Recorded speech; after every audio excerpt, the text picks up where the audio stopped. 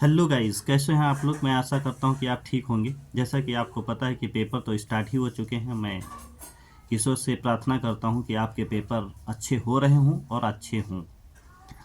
और इस समय हम लोग स्नैपशॉट की शॉर्ट स्टोरी के कुछ लेसन्स जो हैं वो डिस्कस कर रहे थे, जिसमें से हमने 2 लेसन की समरी जो है डिस्कस कर चुके हैं। आज तीसरा लेसन है और तीसरे लेसन का नाम है journey to the end of the earth, और इसकी राइटर हैं तिशानी दोषी, और ये मद्रास की रहने वाली हैं। इस लेसन में ये बताया गया है कि मेन थीम क्या है। आइए देखते हैं थोड़ा सा। हम लोग लाइन बाय लाइन को इसकी समरी जो है डिस्कस करेंगे।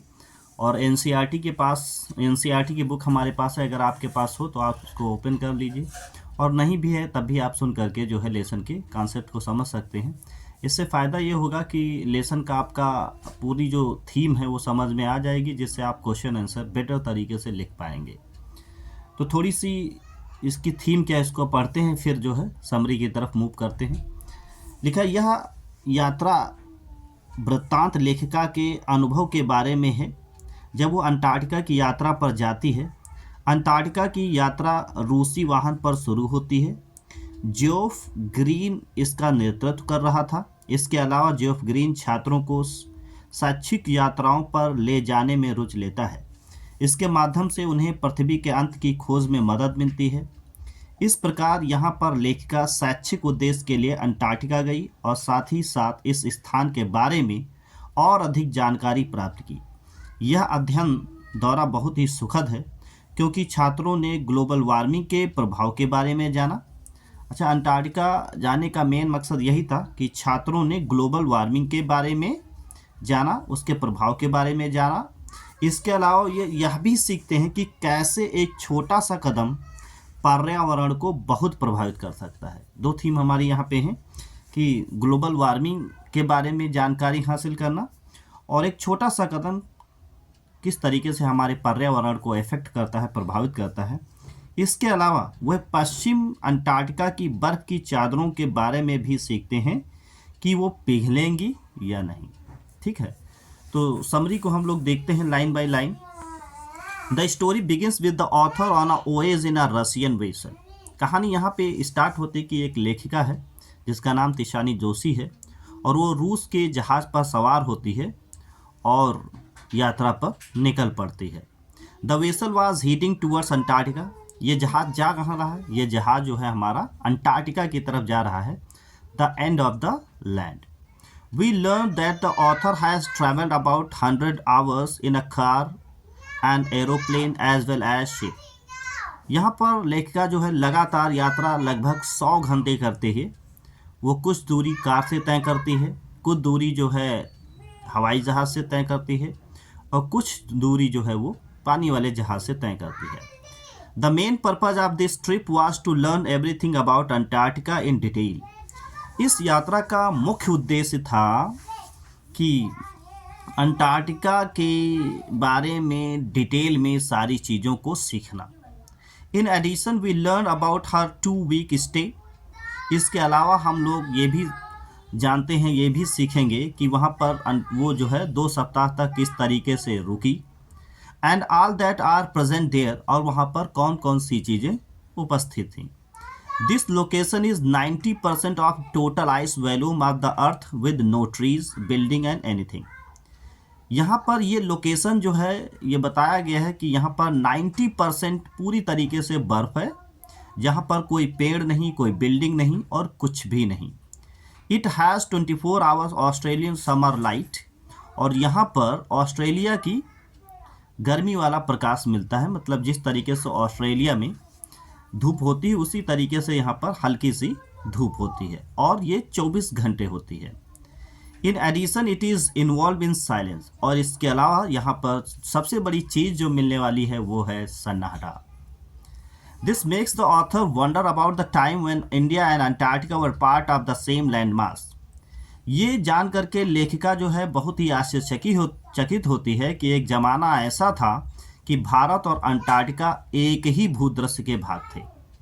We learn about the existence of southern highness of Gondwana, और तब हम जो सीखते हैं कि जो दक्षिणी हमारा उच्चतम स्थान था जिसको हम गोंडवाना के नाम से जानते थे। It existed 650 million years ago. और ये कब था? ये 650 मिलियन साल पहले की बात है। We learn that the climate was very hot back then. तब हमको पता चलता उस समय जो हमारा क्लाइमेट था, जो मतलब पर्यावरण था, वो बहुत ही ज़्यादा गर्म था। And the huge diversity of flora and fauna persisted. और उसके बाद जो है, थोड़े दिन बाद जब बहुत ज़्यादा गर्मी से थोड़ा सा कम हुआ, तो यहाँ पे बहुत ही ज़्यादा अलग अलग तरीके के जीव जंतु पाए गए और अलग अलग तरीके की वनस्पतियाँ पाई गई। All this was before the arrival of humans. लेकिन ये सब कुछ मानव के आने से पहले था। Also for 500 years ago Gondwana फ्लरिस्ड। और ये 500 साल तक गोंडवाना जो था फला फूला अच्छी तरीके से। Thus, after the existence of the dinosaurs, the landmass separated into countries. और जब डायनासोर्स का खात्मा हो गया, जब उनका अस्तित्व समाप्त हो गया, तो ये जो लैंडमास था गोंडवाना, ये टूट गया और ये देशों में बिखर गया। एज वी नो टुडे, जैसा कि आज हम लोग जानते हैं कि अलग अलग देशों में बिखर गया। Apart from this we also learn about the reality of climate change. इसके अलावा यहाँ पर किस तरीके से हमारा पर्यावरण बदला, किस तरीके से बदलाव हुआ, उसकी रियलिटी में इस वास्तविकता को हम जान पाते हैं। Similarly the author believe that to study the effect closely one should visit Antarctica. इसके अलावा लेखक ये विश्वास करता है कि अगर आप चीज़ों को गहनता से अध्ययन करना चाहते हैं तो फिर आपको अंटार्कटिका जाना पड़ेगा। After that we learn about Antarctica's ecosystem. इसके बाद हम लोग अंटार्कटिका की पारिस्थितिकी तंत्र के बारे में सीखते हैं। Lack of the biodiversity. और यहाँ पे ये सीखते हैं कि किस तरीके से जो जैव विविधता थी वो किस तरीके से उनकी कमी थी। Furthermore this is the place to observe if you want to see what a little action can bring to environment. This is the place to observe. ये एक ऐसा स्थान है देखने के लायक जहाँ पर आप देखेंगे कि किस तरीके से एक छोटा सा बदलाव किस तरीके से पर्यावरण में बदलाव लाता है। If the ozone layer keeps decreasing at the current rate. अगर इसी तरीके से ओजोन लेयर जो है वो घटती रही, छिद्र उसमें होते रहे, it will effect the lifes of the inhabitants of the इस एरिया। तो उस एरिया के जितने भी रहने वाले जीव जंतु हैं उनकी ज़िंदगी प्रभावित होगी। किनकी ज़िंदगी प्रभावित होगी? Such as marine animals and birds. वहाँ के जो पानी में रहने वाले जानवर हैं, वहाँ के पशु पक्षी, उनकी ज़िंदगी को प्रभावित होगा। अगर यहाँ पर हम थोड़े से कदम उठाते हैं तो किस तरीके से वहाँ का पर्यावरण बदलता है और कैसे बदलाव आता है, ये आपको देखने को मिलेगा। In addition we also affect the global carbon cycle. इसके अलावा वहाँ का जो ग्लोबल कार्बन साइकिल है उसको भी हम प्रभावित करते हैं। इसके बाद we learn about the contributor to climate change. इसके अलावा हम ये भी सीखते हैं कि यहाँ के पर्यावरण बदलाव में जो योगदान करता है, मतलब उनके बारे में सीखते हैं कि जो यहाँ का क्लाइमेट चेंज होता है तो इसमें किन किन लोगों ने योगदान किया। Such as the burning fuels. जैसे हम यहाँ पर सीखते हैं कि जीवाश्म ईंधन को जलाने से क्या प्रभाव होता है, एंड मोर, और बहुत सारी चीज़ों को सीखते हैं। All this is hurting the quality of Antarctica. ये सारी चीज़ें जो हैं अंटार्कटिका की क्वालिटी को चोट पहुंचा रहे हैं। It can pose a huge threat to human life. और ये मानव जिंदगी के लिए एक बहुत बड़ा खतरा हो सकता है और इसको आप एक धमकी समझ सकते हैं। Apart from it we can learn about it from examples of phytoplankton. और इसको हम जो है फाइटोप्लैंक्टन जो हमारा एक प्लांट है उसके उदाहरण से समझ सकते हैं। Finally the story ends with the author observing some seals sunbathing on ice. और अंत में जो कहानी जो है हमारी किस तरीके से ख़त्म होती है, तो लास्ट में हम लोग देखते हैं कि किस तरीके से समुद्र के किनारे सील्स जो हैं वो बर्फ़ के ऊपर आ करके कैसे धूप सेंक रही हैं।